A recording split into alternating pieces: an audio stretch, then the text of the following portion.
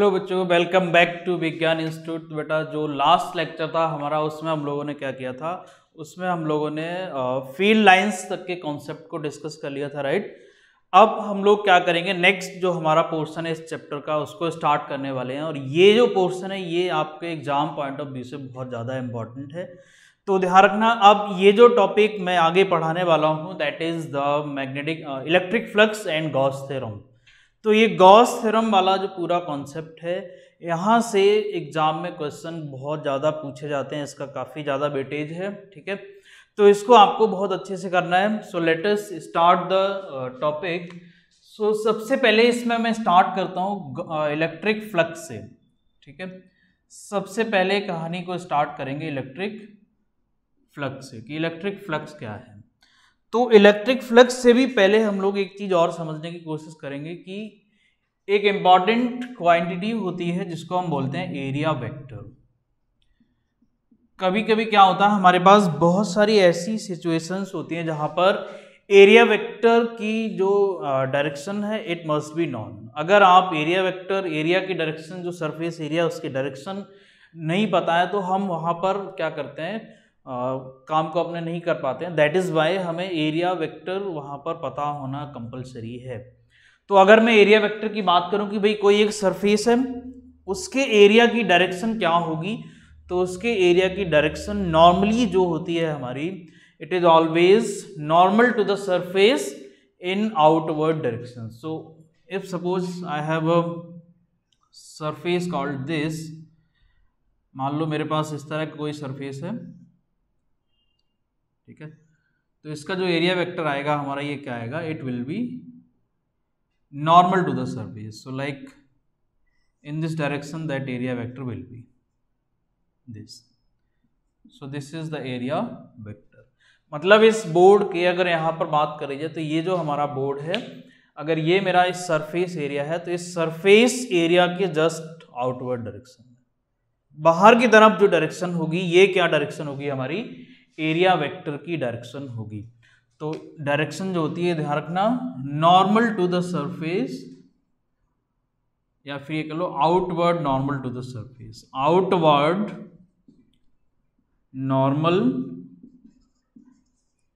To the surface, ठीक है। ये डायरेक्शन होती है हमारी एरिया वेक्टर की।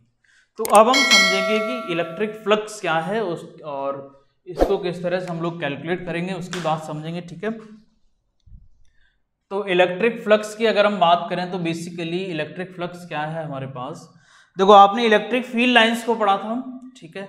इलेक्ट्रिक फील्ड लाइंस में मैंने आपको क्या बताया था, इलेक्ट्रिक फील्ड लाइंस में मैंने आपको बताया था कि जो इस तरह का हमारा एक चार्ज कन्फिग्रेशन होगा, उस चार्ज कन्फिग्रेशन के अराउंड, उसके सराउंडिंग में इस तरह का एक लाइंस, इमेजिनरी लाइंस का एक ऐसा पैटर्न जो क्या करे, इलेक्ट्रिक फील्ड को रिप्रेजेंट करे, ठीक है। जो इलेक्ट्रिक फील्ड को रिप्रेजेंट करता है, जो लाइंस हमारी, जो हाइपोथेटिकल लाइंस होती हैं, जो इमेजिनरी लाइंस होती हैं, जिनसे हम क्या करते हैं, इलेक्ट्रिक फील्ड पैटर्न का पता लगाते हैं कि उस चार्ज के सराउंडिंग में किस तरह का पैटर्न है, वो फील्ड लाइंस हमारी क्या थी, इलेक्ट्रिक फील्ड लाइंस थी, राइट।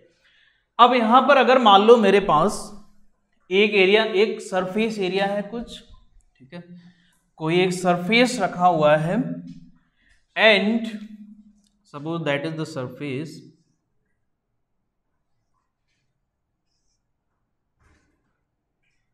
एंड इस सरफेस में से कुछ फील्ड लाइंस क्रॉस कर रही हैं हमारी, ठीक है। इस सरफेस में से कुछ फील्ड लाइंस हमारी पास हो रही हैं। सो let us suppose this is the electric field and this is the area vector, this is the area vector. So there is some angle between electric field and area vector. तो अगर हमारे पास suppose करो एक surface है और वो इस तरह से रखा हुआ है कि उसका जो सरफेस एरिया है, वो उसका जो सरफेस एरिया है उसकी जो डायरेक्शन है, it is always along the electric field, या फिर हम ये कहें कि along the direction of the field lines. तो मतलब ये जो एंगल आप देख रहे हो ये क्या होना चाहिए, ये अगर 0 है तो क्या कंडीशन बनेगी, तो कंडीशन आपके पास कुछ ऐसी बनेगी कि भाई जिधर हमारा फील्ड होगा, लाइक इस टाइप की कंडीशन मिलेगी आपको कि ये हमारे पास एक फील्ड है, ये सपोज हमारे पास एक एरिया है और इसका एरिया वेक्टर अगर इधर है तो इधर ही हमारा क्या है, इलेक्ट्रिक फील्ड की डायरेक्शन भी है। तो अगर ये सिचुएशन है कि जिसमें एरिया वेक्टर और इलेक्ट्रिक फील्ड दोनों सेम डायरेक्शन में है, तो उस सरफेस में से जो number of field lines pass होंगी हमारी, that number is known as basically electric flux. So electric flux means the number of field lines passing through any surface which is held normal to the electric field. Clear? तो अगर मुझे definition लिखनी है तो क्या लिखूंगा, the number of field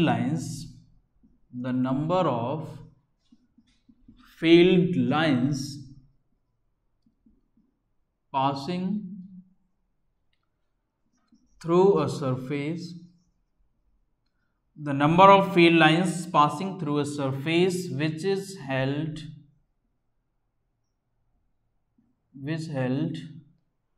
normal to the electric field. क्यों, क्योंकि नॉर्मल ही क्यों, बिकॉज अगर ये इलेक्ट्रिक फील्ड के नॉर्मल रखा होगा, सपोज इलेक्ट्रिक फील्ड मेरा इस डायरेक्शन में, that direction is electric field, clear, this is the direction of the electric field, और अगर मेरा ये सरफेस है तो अगर ये इलेक्ट्रिक फील्ड के नॉर्मली रखा होगा तो इलेक्ट्रिक फील्ड और एरिया वेक्टर दोनों हमारे सेम डायरेक्शन में हो जाएंगे, क्लियर। जिस डायरेक्शन में मेरा इलेक्ट्रिक फील्ड होगा उसी डायरेक्शन में क्या हो जाएगा, एरिया वेक्टर हो जाएगा। और अगर मेरा सरफेस मान लो नॉर्मल ना रख के इस तरह से ही रखा हुआ है, इलेक्ट्रिक फील्ड के पैरेलल ही रखा हुआ है इस तरह से, then what happens, in that case क्या होगा, इलेक्ट्रिक जो हमारा सरफेस है इसका जो एरिया वेक्टर है वो इस तरह से हो जाएगा, तो एरिया वेक्टर हमारा इलेक्ट्रिक फील्ड के साथ 90 डिग्री एंगल बनाएगा, राइट। ये वाली सिचुएशन नहीं चाहिए आपको, ये सिचुएशन चाहिए जिसमें इलेक्ट्रिक फील्ड जो है हमारा ये एरिया वेक्टर के साथ 0 डिग्री एंगल बना रहा हो, clear. So that is the basic definition कि the number of field lines passing through any surface which held normal to the electric field, these number of field lines is known as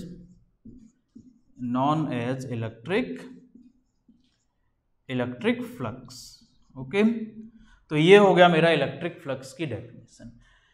अब इसको mathematically अगर हम define करें, ठीक है, mathematically अगर हम डिफाइन करें तो किस तरह से डिफाइन करते हैं कि भाई अगर मान लो हमारे पास ये एरिया है, ठीक, अब इस एरिया में से कुछ इलेक्ट्रिक फ्लक्स पास हो रहा होगा, तो अगर ये एरिया हमारा रेगुलर शेप का है और ये पूरा एरिया आपको नॉन है, then what you will do, आप इस एरिया वेक्टर को इस इलेक्ट्रिक फ्लक्स को मैथमेटिकली कैसे डिफाइन करोगे,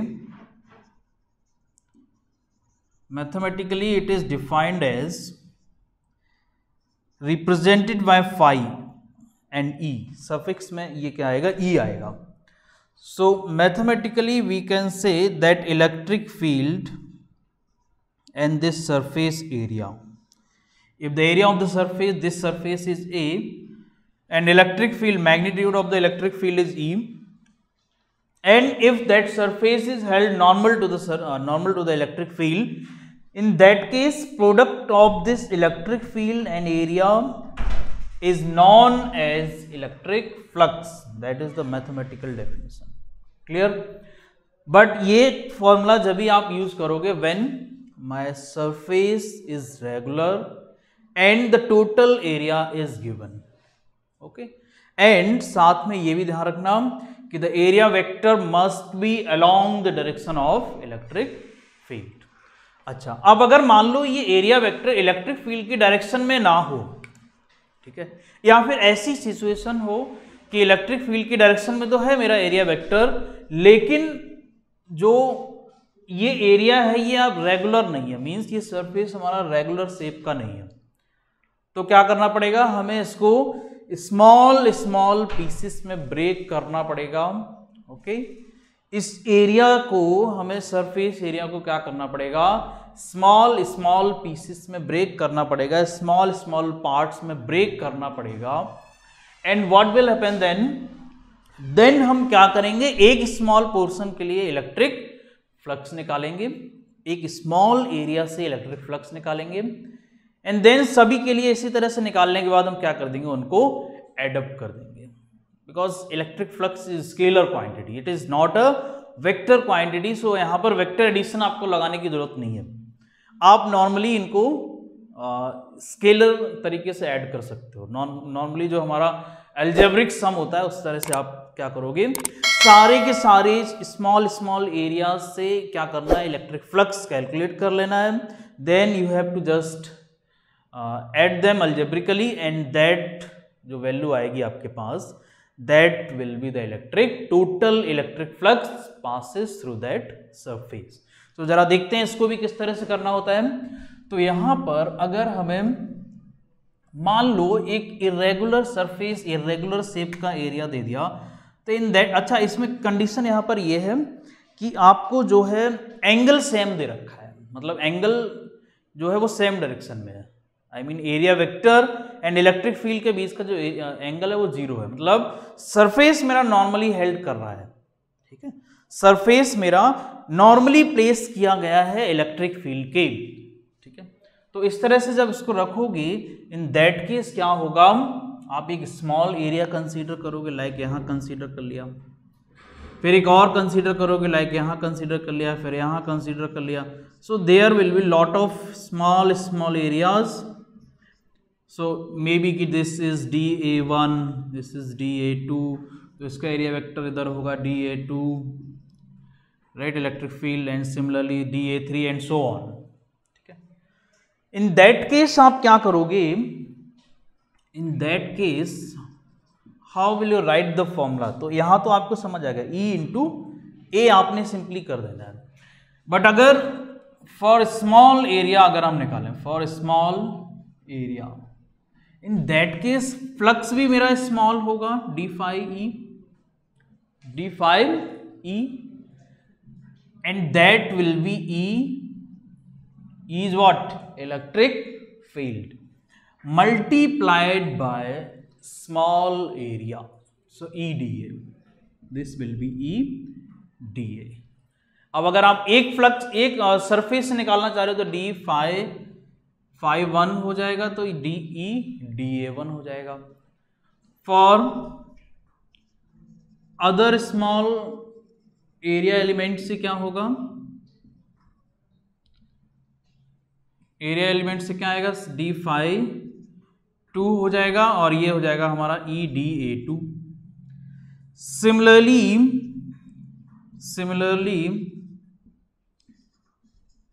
आप क्या देखोगे, D3 कितना हो जाएगा हमारा, EDA3 and so on. And finally आप क्या कर दोगे, इन सारे के सारे जो हमारे एरिया है, इनसे जितना मेरा फ्लक्स आ रहा है, इन सबको ऐड कर देना, and you will get the answer. Clear? तो अब आप क्या करोगे, टोटल फ्लक्स कैसे निकलेगा, तो मैं इसको रफ कर रहा हूं। नाउ टोटल फ्लक्स जो आपको मिलेगा, total flux that will B, तो ऐड करने का मतलब क्या है, सिंपली हम इसको इंटीग्रेट कर दें, एक एलिमेंट से, एक एरिया एलिमेंट से इलेक्ट्रिक फ्लक्स निकाला, एंड देन इंटीग्रेट देम। अगर मेरा जो एरिया जो मैंने डिवाइड किया, if it is very very small, then we can integrate it, because कहां तक ऐड करोगे, there will be lot of numbers, बहुत सारी नंबर्स हो जाएंगे एरिया के, सो बहुत सारे नंबर्स में फ्लक्स आएगा, and that is why what will happen, आप ऐड कहां तक करोगे उसको, right. If suppose area division यहां पर n नंबर ऑफ एरियाज कर दिए जाए, and if that n tends to infinity, in that case जो सम होगा मेरा वो कहां कन्वर्ट हो जाएगा, उस सम जो है हमारा इंटीग्रेशन में कन्वर्ट हो जाएगा। क्लियर? वो सम मेरा इंटीग्रेशन में कन्वर्ट हो जाएगा। इन that case my flux will be what, integral of E into dA, and over the surface, integral over the surface, and that is the formula for the electric flux. Okay, total electric flux passing through any surface. Okay, तो ये मेरा क्या आ गया, electric flux आ गया। अच्छा, अब यहाँ पर ध्यान ये रखना है कि जो मेरा इलेक्ट्रिक फील्ड है और जो मेरा एरिया है, एरिया वेक्टर, उनके बीच का एंगल क्या है, 0 डिग्री है। एंगल क्या है, 0 डिग्री है। और अगर वो नॉर्मली प्लेस नहीं किया गया, अगर मेरा सरफेस एरिया इलेक्ट्रिक फील्ड के नॉर्मली प्लेस नहीं किया गया, इन दैट केस आप क्या करोगे फिर? ठीक है, तो इन दैट केस देखो जरा, तो मान लो आपके पास सरफेस एरिया इस तरह से दिया हुआ है कि भाई लाइक एक सरफेस एरिया आपको दे दिया कुछ इस तरह का, this one, okay, so this is the surface area suppose, and ये नॉर्मली प्लेस्ड नहीं है। मान लो मेरा इलेक्ट्रिक फील्ड जो है वो क्या है, इस डायरेक्शन में है, इलेक्ट्रिक फील्ड मेरा इस डायरेक्शन में है, लेकिन इसका एरिया वेक्टर कहाँ हो जाएगा, एरिया वेक्टर इसका ऐसे हो जाएगा, दिस, इन दिस डायरेक्शन, ऐसे रखा हुआ है ये, so area vector will be like this, clear, in this direction. So if I draw the area vector, so it will be like this, this will be the area vector. So there is some angle between this area vector and electric field. So in that case आप क्या करोगे, अब electric flux कैसे निकालोगे? तो यहां पर हम क्या करते हैं, यहां पर हम इलेक्ट्रिक फ्लक्स को जब डिफाइन करते हैं तो किस तरह से डिफाइन करते हैं, इस इलेक्ट्रिक फील्ड के दो कंपोनेंट्स ब्रेक करेंगे हम। एक कंपोनेंट तो आएगा मेरा along the area vector and this will be E cos theta, okay, and एक कंपोनेंट क्या आएगा इसका, perpendicular to this area vector, so like this, in this direction, this will be E sin theta. तो जो component मेरा area vector के perpendicular होगा वो वाला कंपोनेंट क्या करेगा, वो कंपोनेंट हमारा इलेक्ट्रिक फ्लक्स का कंट्रीब्यूशन नहीं देगा, उसमें से फील्ड लाइंस पास नहीं कर रही होंगी। मींस क्या है इसका मीनिंग है कि भाई ये मेरा फ्लक्स है, ये मेरा सरफेस है और इलेक्ट्रिक फील्ड ऐसा है, तो फील्ड लाइंस भी ऐसी जा रही होंगी। तो अगर इसको इस तरह से रखोगे तब तो इसमें से पास हो जाएंगी फील्ड लाइंस, ठीक है, इसमें से निकल जाएंगी, बहुत सारी फील्ड लाइंस जाएंगी पास होके। लेकिन जब इसको ऐसे रख दिया तो अब इस सरफेस में से कोई फील्ड लाइन पास नहीं होगी, बिकॉज फील्ड लाइन तो ऐसी जा रही है और ये सरफेस एरिया इस तरह से रखा हो, इसका एरिया वेक्टर ऐसा हो जाएगा अपवर्ड डायरेक्शन में। Clear? So that is why जब मेरा एरिया वेक्टर इलेक्ट्रिक फील्ड का कैसा हो जाए, नॉर्मल हो जाएगा। इलेक्ट्रिक फील्ड के साथ जो एरिया वेक्टर 90 डिग्री पर होगा वो इलेक्ट्रिक फ्लक्स में कंट्रीब्यूट नहीं करेगा। It means in that case my flux is defined as E cos theta and multiplied by A। Area vector simple, जो एरिया है सरफेस का एरिया है, सो इसको हम क्या लिख सकते हैं, इसको हम लिख सकते हैं phi E is equals to E A cos theta. And suppose if area is not fixed, if area is not fixed, there is not regular shape of any surface, in that case फिर आप क्या करोगे, एक small area consider करोगे, उस small area से आप electric flux निकालोगे and then you have to integrate over that surface. So if surface is not regular, in that case what you have to do, you have to find out the flux, small flux, you have to find out the flux through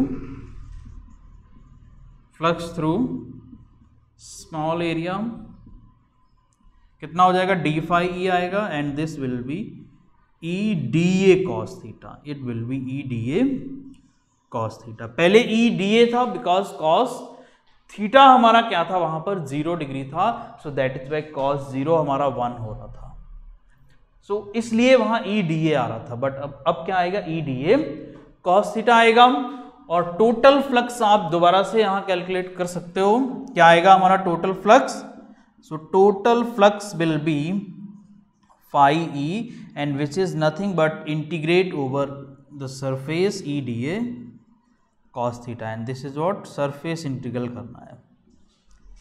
तो ये मेरा आ जाएगा क्या, total electric flux, ठीक है। हाँ, तो ये जो आपको मिला है, ये क्या मिला है, इलेक्ट्रिक फ्लक्स का पूरी की पूरी कहानी थी। अच्छा, अभी इसमें फॉर्मूला तो निकाल लिया हमने, अब इसकी यूनिट को भी समझ लेते हैं और साथ के साथ इसकी डायमेंशन को भी समझ लेते हैं। अच्छा, इसमें एक चीज और ध्यान रखना बेटा, ये हमारी स्केलर क्वांटिटी है। Flux is what, scalar quantity, मतलब इसमें डायरेक्शन नहीं होती है, there is no direction in the electric flux. Okay, एक और इंपॉर्टेंट चीज, जैसे यहां पर आप देख रहे हो ना ई डी ए कॉस थीटा, तो इसको हम इस तरह से भी तो लिख सकते हैं ना, वेक्टर फॉर्म में अगर आप लिखोगे तो क्या लिख सकते हो, E dot D A, like this, because ये इधर ना, ये इधर क्या मिल जाएगा, दोनों वेक्टर है, ये दोनों वेक्टर्स का डॉट प्रोडक्ट मिल जाएगा, E dot D A, E dot D A. और यहां क्या हो जाएगा, यहां जब ऐसे लिखोगे तो E dot D A integrals over the surface and this vector, clear. तो ये आपको क्या मिला, ये आपको मिल गया इलेक्ट्रिक फ्लक्स का फॉर्मूला। ओके, अब हम लोग क्या करते हैं, अब हम लोग यहां पर इसका डायमेंशन निकाल लेते हैं और यूनिट भी निकाल लेते हैं, ठीक है। तो अगर मैं यूनिट की बात करूं तो आप समझ ही गए हो भाई, यूनिट ऐसा यूनिट क्या हो जाएगी इसकी, भाई ऐसा यूनिट क्या है, इलेक्ट्रिक फील्ड इनटू एरिया। तो इलेक्ट्रिक फील्ड की ऐसा यूनिट होती है newton into metre square, newton into newton per coulomb, that is the unit of electric field. और मीटर स्क्वायर क्यों आएगा, क्योंकि वहां पर एरिया से मल्टीप्लाई होता है, सो हम इसको ऐसे लिख सकते हैं, न्यूटन मीटर स्क्वायर पर कूलम। ओके, अच्छा, इसको जो है आप डायमेंशन इससे कैसे बनाओगे, डायमेंशन भी निकाल सकते हो, ठीक है। डायमेंशन कैसे निकलेगी, देखो जरा, डायमेंशन क्या हो जाएगी, डायमेंशन हो जाएगी हमारी भाई, न्यूटन फोर्स की डायमेंशन क्या होती है, M L T minus 2 upon coulomb क्या होता है, 80 अपॉन कूलम क्या होता है, 80 मल्टीप्लाइड बाई L2। तो क्या बनेगा ये, M L 3 T minus 2, T ऊपर जाएगा तो टी माइनस 3 और a माइनस 1।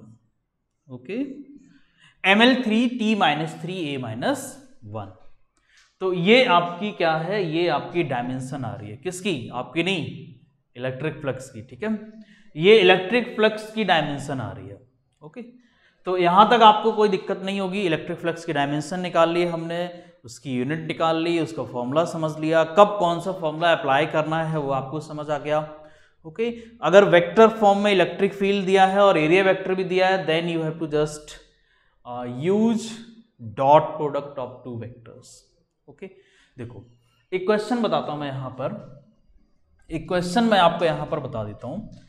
क्वेश्चन क्या है हमारा, क्वेश्चन एक बेसिक सा ले लेते हैं, बहुत सिंपल सा क्वेश्चन ले लेते हैं।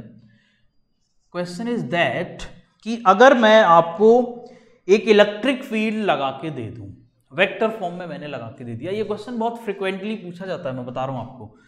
एक इलेक्ट्रिक फील्ड मैंने आपको दे दिया 3i cap plus 4j cap minus 6k cap, ये मैंने इलेक्ट्रिक फील्ड आपको एक स्पेस में लगा के दे दिया और मैंने कहा कि मेरे पास कोऑर्डिनेट एक्सिस है वो, ठीक है, ये मेरी कोऑर्डिनेट एक्सिस है, तो इनसे क्या बनेगा, मेरे प्लेन्स बन जाएंगे, X Y Z plane. So suppose this is what X axis and here it is Y axis and this is what Z axis. सो अगर मेरा इस प्लेन में, इस स्पेस में ये इलेक्ट्रिक फील्ड लगा हुआ है, इसको मैं यूनिट भी देता हूं, चलो न्यूटन पर कूलम. और अब आपसे बोला जाए बेटा कि आप एक्स वाई प्लेन से पास होने वाले इलेक्ट्रिक फ्लक्स की वैल्यू निकालो. ठीक है, और यहां पर बोल दिया कि इस एक्स वाई प्लेन में जो हमारा एक सरफेस है वो रखा हुआ है एंड उसकी साइड क्या है, उसकी साइड कुछ दे देंगे. ये सपोज स्क्वायर प्लेन है ये, जिसकी साइड है ए, जिसकी साइड है ए, या मे बी कि 10 सेंटीमीटर, 10 सेंटीमीटर दे दी. अब आपसे बोला कि इस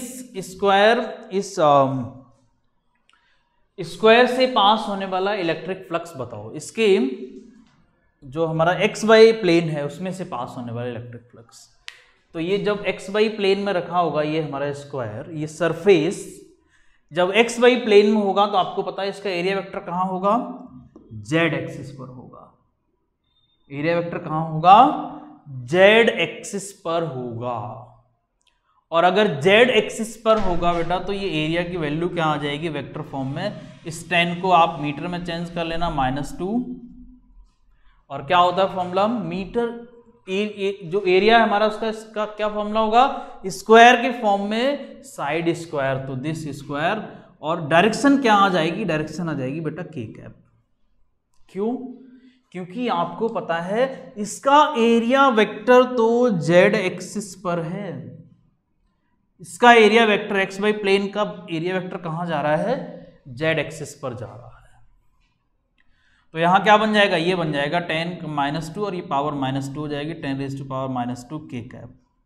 ये आ गया मेरा एरिया की वैल्यू इन वेक्टर फॉर्म.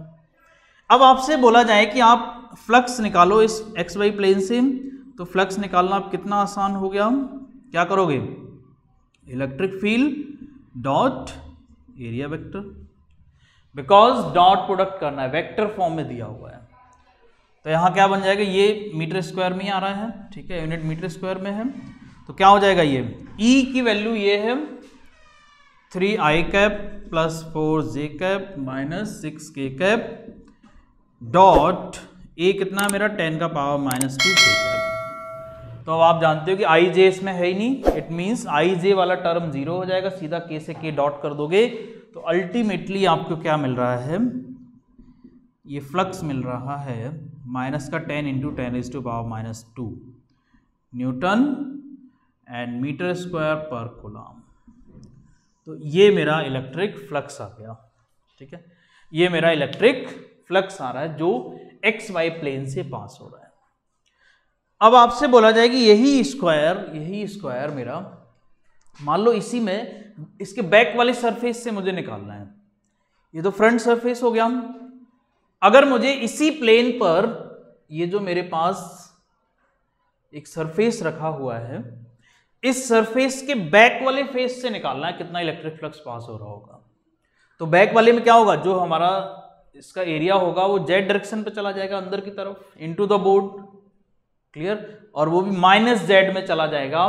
तो -z के लिए क्या करोगे आप, यहां पर ये -k आ जाएगा, यहां -k आ जाएगा, फिर यहाँ -k आ जाएगा, और फाइनली माइनस जो यहाँ आ रहा है उसमें एक और एक्स्ट्रा माइनस आ जाएगा, तो वैल्यू क्या हो जाएगी, प्लस हो जाएगी. ठीक है, तो अगर आपको एक्स वाई प्लेन में अगर आपको रख के दे दिया कोई भी सरफेस, तो उसमें किस तरह से आप इलेक्ट्रिक फ्लक्स निकालोगे.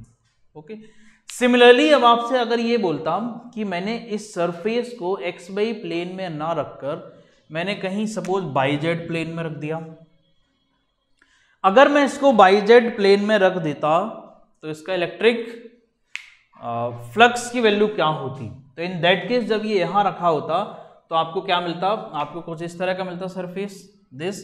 तो इसका जो आप देखते एरिया वेक्टर होता वो कहां जाता, वो हमारा एक्स एक्सिस की तरफ जाता. इस तरह से होता, बाई जेड प्लेन में होता तो इस तरह से होता.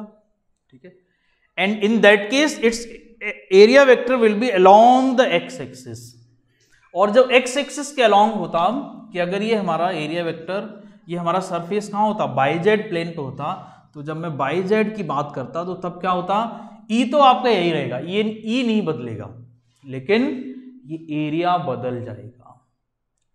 और एरिया में भी वैल्यू सेम है क्योंकि साइड्स तो नहीं बदली, मैंने सिर्फ उठा के सरफेस को एक्स वाई में जो रखा हुआ था उसको उठा के कहाँ रख दिया, बाई जेड प्लेन पे रख दिया। तो ये जो हमारा आप देखो जो एरिया वेक्टर आएगा ना, ये क्या आएगा, दैट विल बी 10⁻⁻², और k की जगह क्या आ जाएगा, आई कैप आ जाएगा, k की जगह क्या आ जाएगा, आई कैप आ जाएगा। एंड सिमिलरली जो यूनिट है वो आप यूनिट यूज कर लोगे।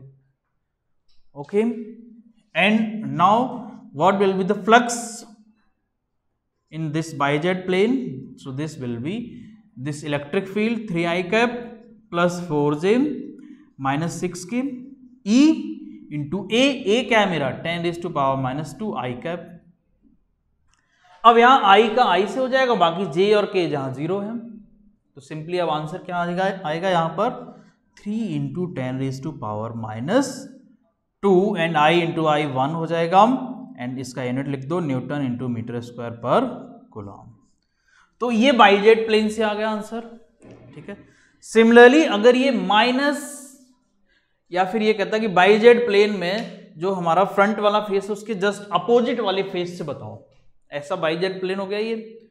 तो अभी इस वाले सरफेस से निकाला तो ये एक्स एक्सिस पे चला गया। अब इस वाले सरफेस से अगर पूछता तो क्या करोगे, इसका माइनस एक्स एक्सिस पर हो जाएगा हमारा इलेक्ट्रिक जो हमारा एरिया वेक्टर होगा उसकी डायरेक्शन। क्लियर? तो इन दैट केस यहां क्या आ जाएगा, माइनस साइन आ जाएगा। ओके, अब यहां पर एक वेरिएशन और पॉसिबल है। एक ही क्वेश्चन में सारी वेरिएशंस मैं आपको बता रहा हूं, all the variations will be covered in a single question, ठीक है। सो अब अगर मैं बात करूं कि यहां पर ये प्लेन, ये सरफेस ना तो एक्स वाई प्लेन में रखा, ना बाई जेड प्लेन में रखा, जेड एक्स प्लेन में रख दिया, इस तरह से जेड एक्स प्लेन में रख दिया यहां। तो जब यहां रख दोगे इस प्लेन को, तो इसका आप देखो एरिया वेक्टर कहां जाएगा बेटा, इसका एरिया वेक्टर जाएगा मेरा बाई एक्सिस पर। इसका एरिया वेक्टर कहां जाएगा, इस सरफेस का एरिया वेक्टर कहां जाएगा, बाई एक्सिस पर जाएगा। और अगर ये बाई एक्सिस पर जाएगा तो आपका जो एरिया वेक्टर आएगा ये कितना आ जाएगा, 10⁻⁻² जी कैप, 10⁻⁻² जी कैप। क्लियर? अब क्या करोगी, तो अब अगर आपसे बोलो कि फ्लक्स निकालो इस बाई जेड प्लेन से, तो कैसे निकालोगे, इलेक्ट्रिक फील्ड तो स्पेस का लगा हुआ है तो कोई दिक्कत ही नहीं है, आप सीधा सीधा ले लो 4j - 6k। डॉट प्रोडक्ट कराना है इस एरिया वेक्टर के साथ, so this and hence this flux through this by Z plane will be, J का जे से आप डॉट करा दोगे तो क्या आएगा, it will be your 4 × 10⁻⁻² newton metre square पर कूलम। सो ये मेरा फ्लक्स आया कहां से, बाई जेड प्लेन से। सो सबसे पहले मैंने एक्स वाई प्लेन से निकाला, उसका रिवर्स करोगे मतलब एक्स वाई प्लेन में ही बैक वाले सरफेस से जाओगे तो माइनस साइन एक्स्ट्रा आ जाएगा, तो ये प्लस हो जाएगी वैल्यू। फिर हम बाई जेड प्लेन की बात की हमने, इस सरफेस को यहां से उठा के यहां रख दिया ऐसे करके, तो एक्स एक्सिस पर एरिया वेक्टर गया तो ये वैल्यू आ गई। इसके बैक वाली सरफेस से निकालोगे तो यहां माइनस आ जाएगा। देन मैंने इस सरफेस को उठा के कहां रख दिया, इस जेड एक्स प्लेन पर रख दिया, और जब जेड एक्स प्लेन पर रखा तो क्या हुआ, इसका सरफेस एक्स वाई एक्सिस पर आ जाएगा, surface area X Y axis पर, and hence it will be what, this value. और जब ये हो जाएगा तो यहां आप फाई जो बाई जेड प्लेन से निकालोगे तो आप सारी चीजें इजिली कर पाओगे, and your answer will be this. और अगर आप इसके अपोजिट वाले सरफेस की बात करोगे तो अपोजिट वाले सरफेस पर क्या मिलेगा, आपको नेगेटिव साइन आ जाएगा यहां पर, ठीक है। तो ये मेरी सारी की सारी कहानी थी इलेक्ट्रिक फ्लक्स की। डायरेक्शन नहीं होती है, ध्यान रखना, बट हम इसमें यहाँ पर नेगेटिव और पॉजिटिव फ्लक्स को कंसीडर कर लेते हैं मैनी टाइम्स। तो अगर फ्लक्स मेरा एंटर कर रहा है, मतलब फील्ड लाइंस मेरी एंटर कर रही हैं सरफेस में, इट मीन्स मेरा फ्लक्स नेगेटिव होता है। ऐसा चूज कर लेते हैं, कन्वेंशन है ये। जैसे नेगेटिव चार्ज पर फील्ड लाइंस एंटर करती हैं, सो हम on the basis of that convention हम फ्लक्स को, अगर मेरा फ्लक्स इलेक्ट्रिक किसी सरफेस के अंदर एंटर कर रहा है, किसी सरफेस में अंदर चला जा रहा है, then it will be treated as negative. And if that flux is coming out, field lines are coming out, then हम उसको पॉजिटिव ट्रीट करते हैं। तो ये नेगेटिव पॉजिटिव साइन को भी ध्यान में रखना आप। और बाकी ये सारी चीजें आपके सामने हैं, ठीक है, सब कुछ आपको समझ आ गया होगा, कोई दिक्कत नहीं होगी। तो अब हमारे पास यहाँ पर इस लेक्चर में हम लोग पूरी फ्लक्स की कहानी को ही रोक देते हैं। नेक्स्ट जो लेक्चर है हमारा, उसमें हम लोग कवर करेंगे गॉस थ्योरम एंड देन उसके एप्लीकेशंस, ठीक है। गॉस थ्योरम और उसके एप्लीकेशंस को समझेंगे एंड देन आपका ये पूरा का पूरा चैप्टर खत्म हो जाएगा। फाइन, सो यहाँ तक इतना ही इसमें काफी है। Thank you, have a nice day.